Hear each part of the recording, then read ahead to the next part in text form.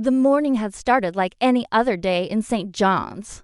The bank was busy but calm. A young woman stood at the counter asking about her loan. An old man counted cash slowly while joking with the teller. A mother tried to keep her little boy from running around. Nothing felt strange at first, but if you looked closely, there were small signs. A man near the entrance kept checking his watch again and again. Another man stood still, like he was waiting for something. Their eyes were not on their phones. They were watching the room, watching the guards, watching the cameras. Then suddenly, the front doors burst open. Two masked men rushed inside. One fired a shot into the ceiling. Dust fell. People screamed. Everyone dropped to the floor. The sound of crying filled the air. One robber shouted orders, his voice shaking but loud. He told everyone to stay down and not look at their faces. The other robber jumped over the counter and forced the staff to open the cash drawers. But something felt off. They were not grabbing money as fast as they could. Instead, the leader kept asking one question. Where is the manager? His voice was not greedy. It was angry. The bank manager slowly stood up, hands raised. His face turned pale. The robber stared at him longer than anyone else. This was not random. This was personal. Outside, someone had already pressed the silent alarm. Police sirens were coming closer. Inside, fear was growing heavier every second. A little boy started crying loudly, and one robber yelled at him to be quiet. But the leader raised his hand, stopping his partner.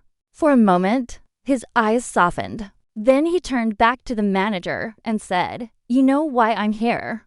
The manager looked confused. Or maybe he was pretending to be. The robber stepped closer, lowering his voice so only the manager could hear. Whatever he said made the manager's hands shake even more. The customers could feel it now. This robbery was not about money. It was about something that had happened before today. Something that had been building for a long time.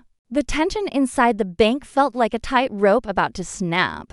No one knew what the robbers really wanted. No one knew how far they were willing to go. And outside, Detective Charlie Hudson was just arriving at the scene, unaware that this simple bank robbery was about to turn into something much deeper. Police cars surrounded the building within minutes. Officers blocked the roads.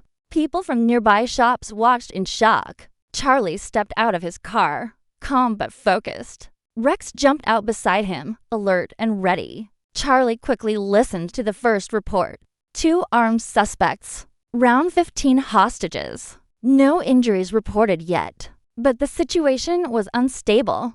Charlie looked at the bank entrance, studying every detail. The glass doors were locked from inside. Curtains had been pulled halfway down. He could see shadows moving. Rex sniffed the ground near the entrance, picking up fresh scents. Charlie noticed something important right away. The robbers were not making normal demands. They were not asking for a getaway car. They were not shouting about money. Instead, they asked to speak only to the bank manager. That changed everything. Charlie requested a phone line to contact the leader. When the call connected, the robber's voice was tense but controlled. He did not sound like a criminal who had done this many times before. He sounded like a man pushed too far. Charlie kept his voice steady, trying to build trust. He told the robber no one needed to get hurt. The robber replied, "That depends on him," clearly talking about the manager. Inside the bank, fear was turning into confusion. Why was the manager so important? One of the hostages slowly looked up and noticed something else. The second robber seemed nervous. His hands were shaking. He kept glancing at the leader, like he was unsure about this plan. This was not a clean operation. This was emotional. Charlie sensed it too. He asked the robber what he really wanted. There was a long silence on the line. Then the robber said, "I want the truth." That single sentence told Charlie this case was not simple. Somewhere in this bank, there was a secret. And whatever that secret was, it was worth risking everything for. Rex suddenly pulled toward the side of the building, catching a scent that did not belong. Charlie followed him and found something strange near a back window, a small piece of cloth, torn and dropped. It meant someone had been there before the robbery even started. This was planned carefully, but the plan was not about cash. It was about revenge or justice. Inside the bank, the manager's breathing grew faster. Sweat rolled down his face. The leader stepped closer again and whispered, "You ruined my life." And at that moment, Charlie understood. This was not about stealing. This was about settling a score. And unless he uncovered the truth quickly, the fear inside the bank could explode into something no one could control. Charlie Hudson crouched behind the police barricade, his eyes fixed on the bank's front doors. The tension was thick, almost visible, like smoke hanging in the air. Rex stood beside him, ears perked, nose twitching as he picked up every scent, every tiny movement from inside. Charlie knew they had only minutes to understand what was happening before panic could spiral out of control. He watched the shadows inside the bank, trying to read the robbers' behavior. It wasn't typical. They weren't moving frantically to grab cash. Instead, they were precise, almost deliberate, each step calculated. Charlie's instincts screamed at him that something deeper was at play. Through the loudspeaker, Charlie called out calmly, "This is Detective Hudson. Nobody needs to get hurt. Let's talk and figure this out." Silence followed. Then the leader's voice, rough but controlled, echoed from inside.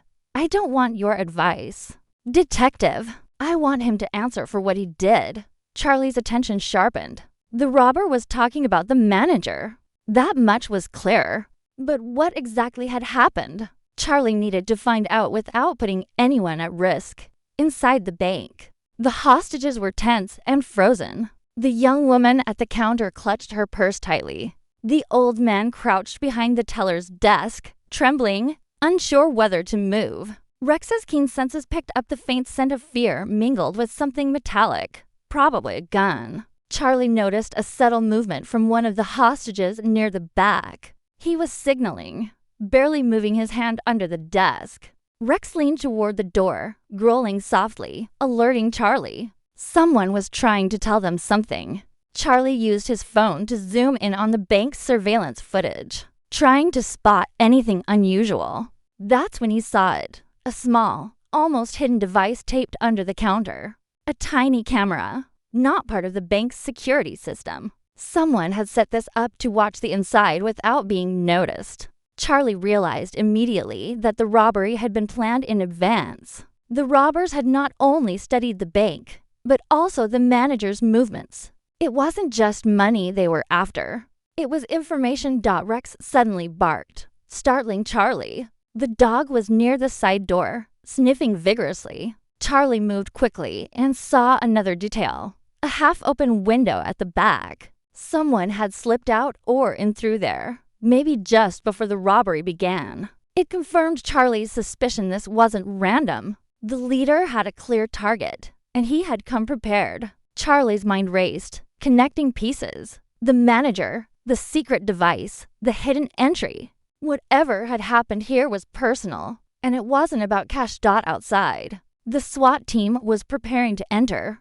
but Charlie signaled them to hold. He had a better plan. Rushing in could trigger violence, and he needed to understand the motive before anyone got hurt. He focused on the leader's voice over the phone. Calm, steady, but there was an edge, a mix of anger and pain. Charlie asked slowly, "Talk to me. Why are you here? What do you want from him?" There was a pause, then a whisper. "You wouldn't understand." It was the kind of statement that revealed more than it hid. Someone had been deeply wronged, and this robbery was their way of confronting the past. Inside, the hostages were beginning to notice cracks in the robbers' confidence. One of the accomplices was sweating, glancing repeatedly at the leader, hesitation showing in every twitch and nervous glance. Charlie noticed the patterns. The leader gave commands. The accomplice followed reluctantly. Fear and loyalty clashed in that tense atmosphere. A hostage quietly passed a note under a desk, hoping the police outside would notice.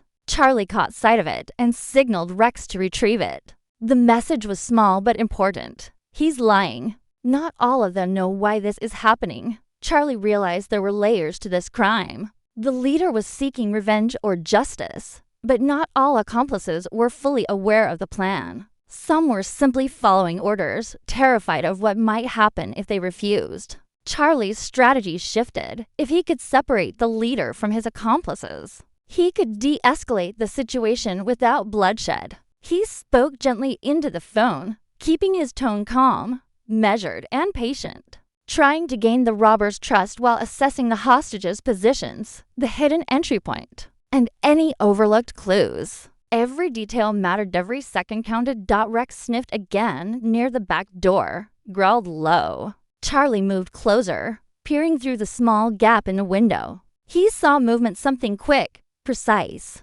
Someone outside was trying.